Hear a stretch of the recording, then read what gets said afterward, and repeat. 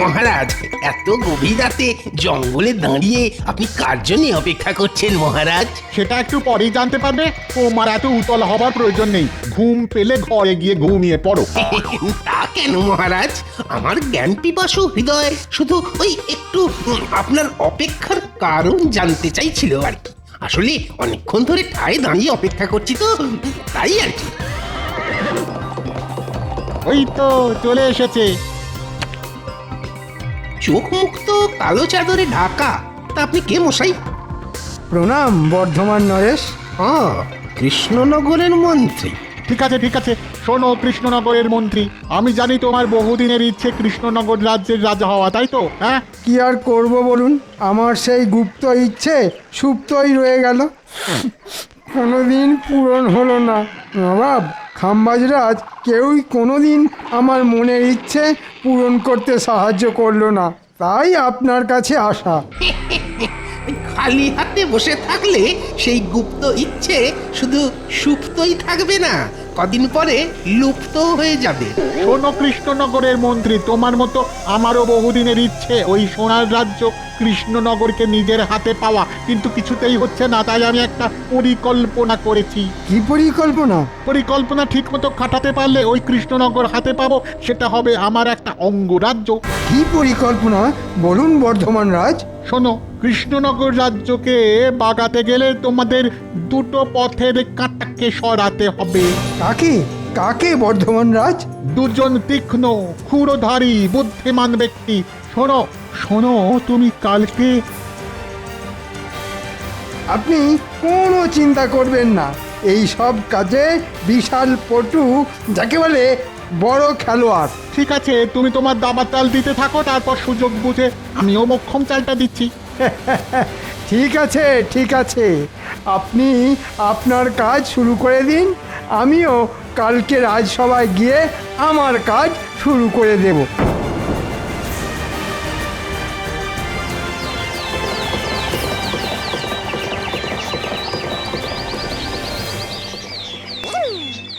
ধুর ধুর, ভালো লাগে না। গিন্নি সকাল সকাল একটা এত বড় থলে হাতে ধরিয়ে বলে দিল বাজার নিয়ে এসো। টাকাগুলো যেন খোলাম কুচির মতো উড়িয়েই দিল। এই সকাল সকাল এটা কে রে বাবা, ঘোড়া ছুটি আসছে। চেহারার গঠন কাঠামো তো একটা মন্ত্রীমশাইয়ের মতো মনে হচ্ছে।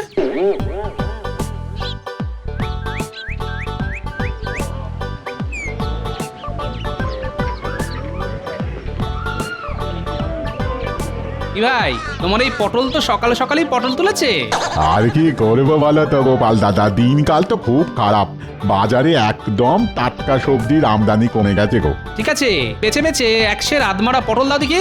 নেই মামার চেয়ে কানা মামাই ভালো, মরা পটলের চেয়ে আধমরা ভালো। তা কত দাম হলো? গোপাল দাদা গো, মাত্র 2 টাকা। হ্যাঁ, সে কি, এই টেসে যাওয়া পটল 2 টাকা? না না, অত দাম দিতে পারবো না, 1 টাকা দিচ্ছি। কি আর বলবো বলো, সকাল সকাল বউনি হয়নি তো। দাও দাও, 1 টাকাই দাও।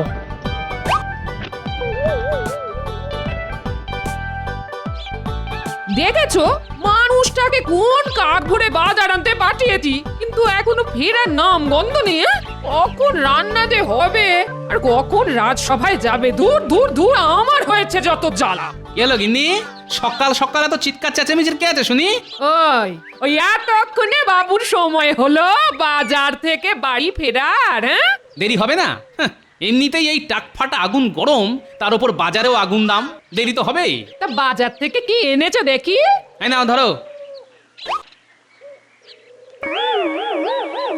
ওমাই, কি কি সর্বনাশ! এ কি বাজার করেছো তুমি? কেন, কি আবার হলো? তুমি যা যা আনতে বলেছিলে তাই তাই এনেছি। আলু, পটল, লঙ্কা। পচা আলু, মরা পটল আর শুকনো লঙ্কা। মস্করা হচ্ছে নাকি আমার সঙ্গে? মস্করা?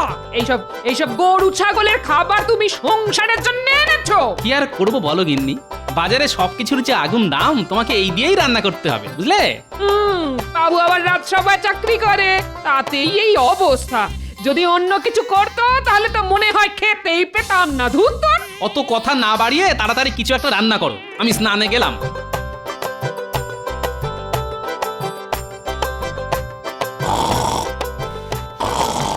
তখন থেকে কার যেন একটা নাক ডাকার আওয়াজ পাচ্ছি। সকাল সকাল রাজসভায় ঘুমোচ্ছে শুনি। ওই তো ওই তো মহারাজ, আপনার পাশে দণ্ডায়মান ঘোড়া স্বরূপ মন্ত্রীমশাই দাঁড়িয়ে দাঁড়িয়ে ঘুমোচ্ছে। বাইরে এত চড়া রোদ্দুর, লোকজনের ফাটছে টাক, রাজসভাতে মন্ত্রীমশাই দিচ্ছে ঘুম, ডাকছে না। আমি তো মন্ত্রী মশাইয়ের এই দিনের বেলায় ঘুমের কোনো বৈজ্ঞানিক কারণ খুঁজে পাচ্ছি না। মনে হচ্ছে মন্ত্রীমশাই গ্রহ নক্ষত্র ঝিমিয়ে রয়েছে। কি হলো? কি হলো? কি হলো? ও ঘোড়া মশাই, থুড়ি মন্ত্রীমশাই, উঠে পড়ুন। কি বললে গোপাল? আমি ঘোড়া? তাহলে তুমি কি? তুমি একটা পেট মোটা হাতি। ঘোড়াই তো দাঁড়িয়ে দাঁড়িয়ে ঘুমায়, তা আপনাকে আর কি বলে ডাকবো বলুন? এর থেকে ভালো উপমা যে আর কিছু পেলাম না। খুব খারাপ হয়ে যাচ্ছে কিন্তু গোপাল। নিজে তো সারাদিন কোনো কাজ করো না, শুধু আমার পিছনে লাগা। এই তোমরা থামবে এবার। মন্ত্রীমশাই এরকম ঘুমোলে রাজ্যবাসী কি করবে? হ্যাঁ, ঠিকই তো। আমি এমনি এমনি ঘুমাইনি মহারাজ। আমি সারা রাত ঘোড়ায় চড়ে রাজ্য পাহারা দিয়েছি। আমিও আপনাকে সকালবেলা ঘোড়ায় চড়ে রাস্তায় ঘুরতে দেখলাম। দেখুন মহারাজ, গোপাল আমাকে নিজেই প্রত্যক্ষ দেখেছে, আর গোপালই আমাকে ঘোড়া বলে অপমান করছে। না গোপাল, এটা কিন্তু তুমি খুবই ভুল করেছো। না জেনে বুঝে কাউকে এভাবে অপমান করা উচিত নয়। মহারাজ, আমার কি মনে হয় জানেন তো, আমাদের রাজসভা থেকে দুজন অকর্মা ঢেঁকি সভাসদকে একেবারে বিদায় করে দেওয়া উচিত। হ্যাঁ, কাদের কাদের? গোপাল আর বিজ্ঞানীকে। কেন মন্ত্রীমশাই, আমি আবার আপনার কি পাকা ধানে মই দিলাম? হ্যাঁ, সত্যি তো। আমি আবার কি করলাম? কিছুই করনি। এই মন্ত্রী, তুমি কি বলতে চাও সেটা খোলসা করে বলো তো। দেখুন মহারাজ, আমাদের সভাসদদের সকলেই কোনো না কোনো কাজ করে, কিন্তু গোপাল আর বিজ্ঞানী কোনো কাজই করে না, শুধু আসে বসে আর গল্প করে। কেন? আমি গবেষণা করি। তোমার গবেষণায় তোমার জ্ঞান বাড়ে, তাতে রাজ্যের কি উপকার হয় শুনি? হ্যাঁ, হ্যাঁ ঠিকই তো। মহারাজ, আমি তো যে কোনো বিপদ এলেই তাতে ঝাঁপিয়ে পড়ি, রাজ্যকে বাঁচাই। সেসব অতীতে যা যা করেছো সব ভুলে যাও। ভবিষ্যতে কি উপকার করবে তার কি ভরসা আছে? তা বলে রাজসভা থেকে তাড়ানোর কি যুক্তি? গোপাল, আমিও কিন্তু মন্ত্রীর সাথে একেবারে একমত। তুমি আর বিজ্ঞানী রাজসভায় কোনো কাজই করো না, আর তাই তোমাদের দুজনকে রাজসভায় রাখাই অনুচিত। আর সে কারণেই তোমাদেরকে আজ থেকে রাজসভায় ছুটি দিয়ে দিলাম। না না মহারাজ, এরকম করবেন না। বাড়িতে গিন্নি আছে, আমরা না খেতে পেয়ে মরে যাবো যে, আমাদের সংসারটা তো ভেসে যাবে। ওসব বলে আমার মন গলাতে পারবে না গোপাল। যেদিন তুমি আর বিজ্ঞানী তোমাদের দুজনের রাজসভায় থাকার গুরুত্ব প্রমাণ করতে পারবে, সেদিনই আবার রাজসভায় ফিরে আসবে, নইলে কিন্তু নয়। এ কি মহা ফাঁপড়ে পড়লাম রে বাবা। বিজ্ঞানী গোপাল অসহায়, আজ সামনে মহা ফাঁপড়। রাজসভার চাকরি হারিয়ে বেলবে তারা পাঁপড়।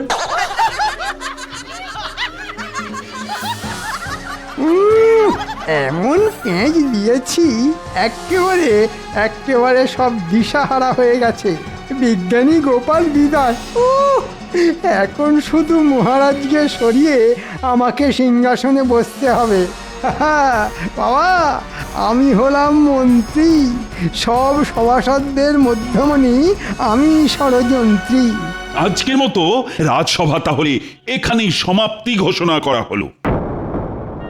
এটা কিন্তু খুব খারাপ হলো মন্ত্রীমশাই। আমি যথেষ্ট সততার সাথে রাজসভার দায়িত্ব পালন করি, কিন্তু আপনি আজ আমাকে মহারাজের কাছে ছোট করলেন।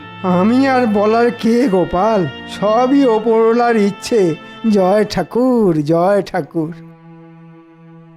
গোপাল, আমার মনে হয় এ রাজ্যে বসে আর গবেষণা করা হলো না। কত কিছু ভেবেছিলাম, কিন্তু সব জলে চলে গেল গোপাল। চলে আসুন বিজ্ঞানী, বেশি কথা বাড়িয়ে লাভ নেই। ভাগ্যে থাকলে আমরা নিশ্চয়ই আবার সসম্মানে রাজসভায় ফিরে আসতে পারবো। হ্যাঁ, চলো চলো গোপাল, চলো।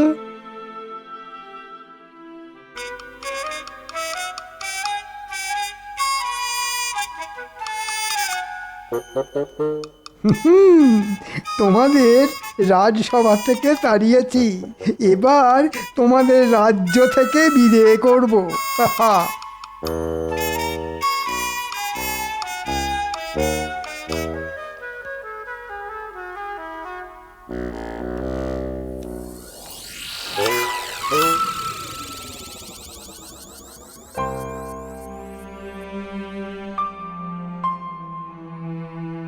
বলি তোমার কি হলো?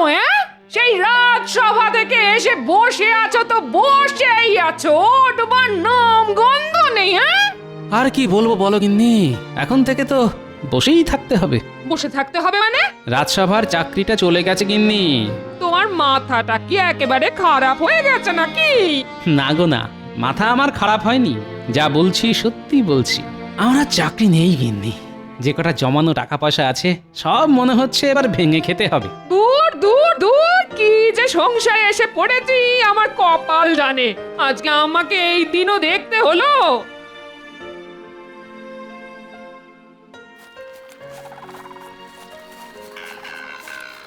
কি ব্যাপার মন্ত্রী মশাই, হঠাৎ করে আমাদের সাথে দেখা করতে এসেছেন? তা পথ ভুলে নাকি? আরে না রে না, একটা কাজের কথা বলতেই এসেছি। কাজটা করতে পারলে ভালো বকশিসও পাবি। হ্যাঁ। দেখুন মন্ত্রীমশাই, আগে থেকেই বলে রাখছি, হ্যাঁ, আপনার কাজ যতবার করতে গেছি কিছু না কিছু বিপদে পড়েইছি। এবার সেরকম হলে করতে পারবো না, আমি আগে থেকেই বলে দিচ্ছি আপনাকে। আরে না রে না, এমন কিছুই করতে হবে না যাতে তোরা বিপদে পড়িস। হ্যাঁ, তাহলে ঠিক আছে, বলুন কি করতে হবে? গোপাল আর বিজ্ঞানী এই দুজনকে তোদের চোখে চোখে রাখতে হবে। ওরা কি করছে সেটা জানাতে হবে আমাকে। আচ্ছা মন্ত্রীমশাই, কাজ হয়ে যাবে। এবার আমাদের ওই বকশিসটা। আরে বাবা, পাবি পাবি, সময় হলে ঠিক পাবি। যা এখন চটপট কাজে লেগে পড়। ধুর, এইভাবে কাজ করতে ভালো লাগে বল মোটা? হ্যাঁ, ঠিক বলেছিস। আগে থেকে কিছু হাতে গরম টাকা পয়সা পেলে না হয় কাজ করে একটা মজা পেতাম।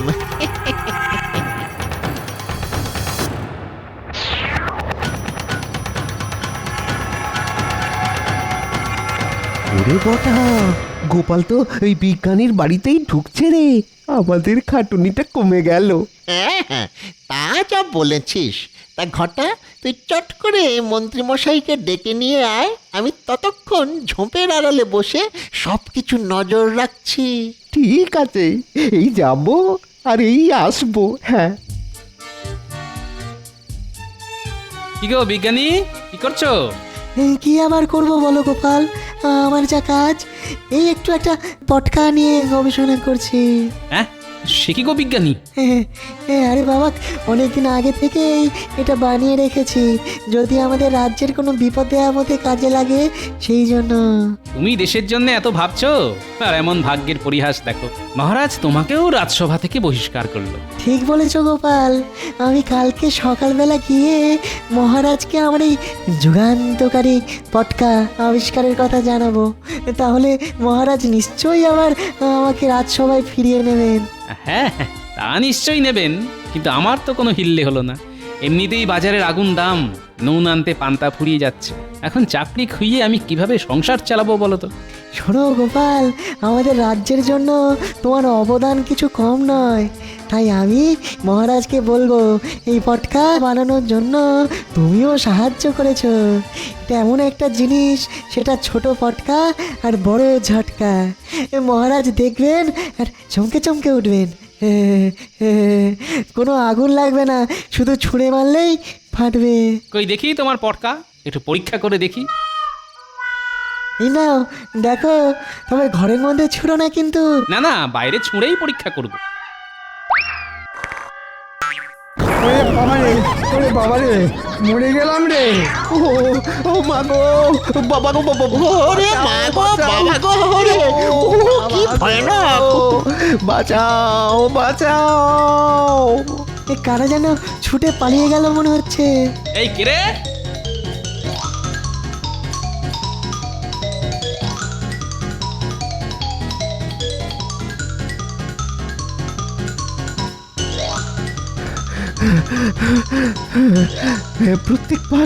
প্রত্যেকবার আপনার সাথে এসে কোনো না কোনো বিপদে পড়েই যাই। ঠিক আছে ঠিক আছে, তোরা বাড়িতে যা, বাড়িতে যা। এবার গোপাল আর বিজ্ঞানী যা ব্যবস্থা করার আমি করব। যা যা, বাড়িতে যা, বাড়িতে যা।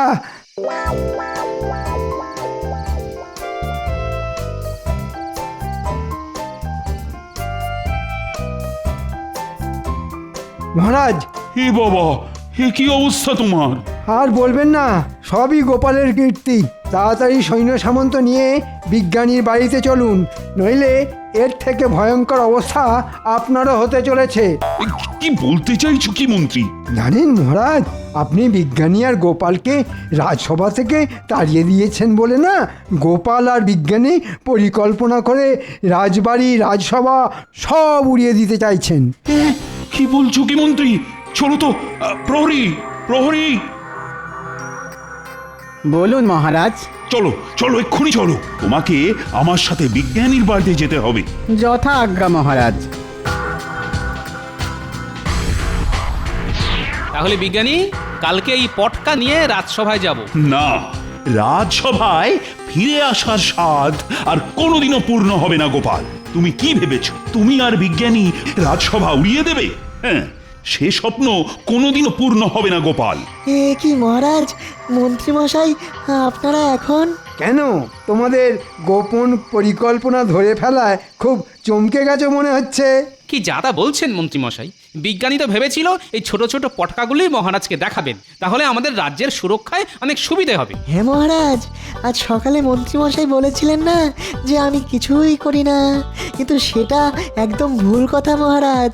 আমি এই ছোট পটকা আবিষ্কার করেছি যাতে খুব সহজেই বড় সেনাবাহিনীকে আটকে রাখা সম্ভব। হ্যাঁ, ওসব কথা বলে মহারাজকে বোকা বানাতে পারবে না বিজ্ঞানী। আমি খুব ভালো করে বুঝতে পারছি, গোপাল আর বিজ্ঞানী মিলে অনেক বড় ষড়যন্ত্র করেছো। বিশ্বাস করুন মহারাজ, আমি আপনার নুন খেয়েছি। আমি কোনোদিনও আপনার কোনো সর্বনাশের কথা ভাবতেই পারি না, বিশ্বাস করুন। চুপ! তোমাদের হাড়ে হাড়ে চেনা হয়ে গেছে আমার। আজ এক্ষুনি তোমরা পোঁটলা পুঁটলি গুটিয়ে রাজ্য থেকে বেরিয়ে যাও, আর কোনোদিনও যদি রাজ্যে ফিরে আসো তাহলে তোমাদের দুজনকেই আমি শুলে চড়াবো। কথাটা মনে থাকে যেন। হ্যাঁ, ও গোপাল, এবার কি হবে? সবই ভাগ্যের পরিহাস বিজ্ঞানী, ভাগ্যের পরিহাস। যে মহারাজ একদিন আমার গলায় মুক্তোর মালা পরিয়ে দিয়েছিলেন, তিনি আজ আমাকে রাজ্য থেকে তাড়িয়ে দিচ্ছেন। সেই গোপাল, এবার তুমি কি করবে? তোমার তো সংসার আছে। দেখি, গিন্নিকে আপাতত শ্বশুর বাড়িতে পাঠিয়ে দেব, তারপর অন্য রাজ্যে কোনো একটা কাজের বন্দোবস্ত হলে গিন্নিকে আবার ডেকে নেব। ঠিক বলেছ। ঠিক আছে, তুমি তোমার গিন্নিকে জানিয়ে চলো, আমিও আমার পোটলা পুটলি নিয়েই বেরোচ্ছি। হ্যাঁ, আমাদের দুজনকেই যখন রাজ্য ছাড়া হতে হবে, তখন চলো দুজনে একসাথেই যাই।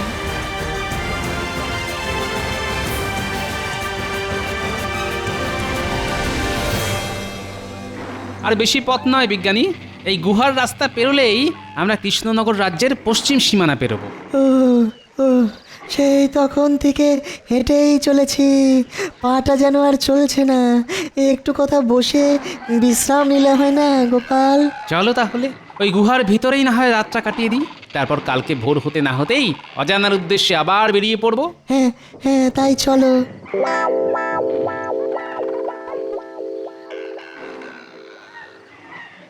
মন্ত্রী, আর শুধুমাত্র এই গুহাটা পেরোতে পারলেই আমরা কৃষ্ণনগরের সীমান্তে প্রবেশ করব। তারপর এই কৃষ্ণনগর রাজ্য হবে আমাদের। আস্তে আস্তে মন্ত্রী, আস্তে, কেউ যেন জানতে না পারে আমরা অতর্কিতে কৃষ্ণনগর আক্রমণ করছি। সর্বনাশ বিজ্ঞানী, এসব কি আমরা নিজের চোখে দেখছি? হ্যাঁ গোপাল, কৃষ্ণনগরের সামনে সমূহ বিপদ, আর বিপদ থেকে রক্ষা পাওয়ার অস্ত্র আছে আমার কাছে। হ্যাঁ সত্যি বিজ্ঞানী? হ্যাঁ গোপাল, তবে এই দেখো তার খেলা। পালাও পালাও পালাও পালাও, শিগগির পালাও দেখি সব বোমা ছুটছে কেন? মহারাজ, ভালো কথা বলছি, ফিরে চলুন। আমরা অন্য কোনো সময় আবার কৃষ্ণনগর আক্রমণ করবো খন। এখন কেটে পড়ুন, পালাও। আচ্ছা বিজ্ঞানী, তোমার আবিষ্কারের একটা উড়ন্ত জুতো ছিল না, সেটা সাথে এনেছো? হ্যাঁ এনেছি তো, এই নাও। বিজ্ঞানী, তুমি মহারাজের কাছে চলো, আমিও ওই ব্যাটা দুটোকে তুলে নিয়ে যাচ্ছি।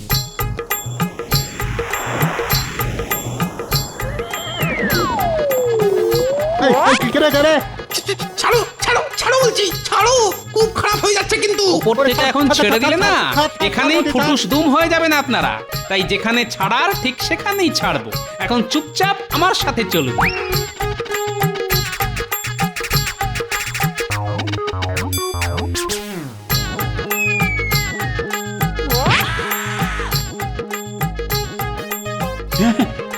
গোপাল, এখানে উড়ে উড়ে আপনার অগোচরে এই বর্ধমান রাজা, মন্ত্রী আর সেনাদল সবাই মিলে আমাদের রাজ্য আক্রমণ করে। তখন আমি আর গোপাল মিলে আমার বানানো বোমা দিয়ে ওদের আক্রমণ ঠেকাই। সব সেনারা পালিয়েছে, শুধু এদেরকে ধরে এনেছে গোপাল। হ্যাঁ, আমার মাতৃভূমি বলে কথা। তা রাজ্য যখন বিপদে, তখন তাকে না রক্ষা করে কি করে যাই বলুন তো মহারাজ? সব সব হয়েছে ওই মন্ত্রীটার জন্যে। ও বলল ঠিক কায়দা করে গোপাল আর বিজ্ঞানীকে কৃষ্ণনগর রাজ্য থেকে সরিয়ে ফেলবে, আর রাজ্য হাতাবো আমরা। সব পরিকল্পনায় জল ঢেলে দিল। মন্ত্রীর এত বড় সাহস! দেখলেন মহারাজ, আমরা নির্দোষ, শুধু শুধু আমাদের ফাঁসানো হয়েছে। আজ আমি মন্ত্রীকে ছাড়বো না, বেটাকে মেরেই ফেলবো। প্রহরী, তুমি এই বর্ধমান রাজার মন্ত্রীকে বেঁধে রাখো, আর মন্ত্রীকে আজ আমি উচিত শিক্ষা দেব।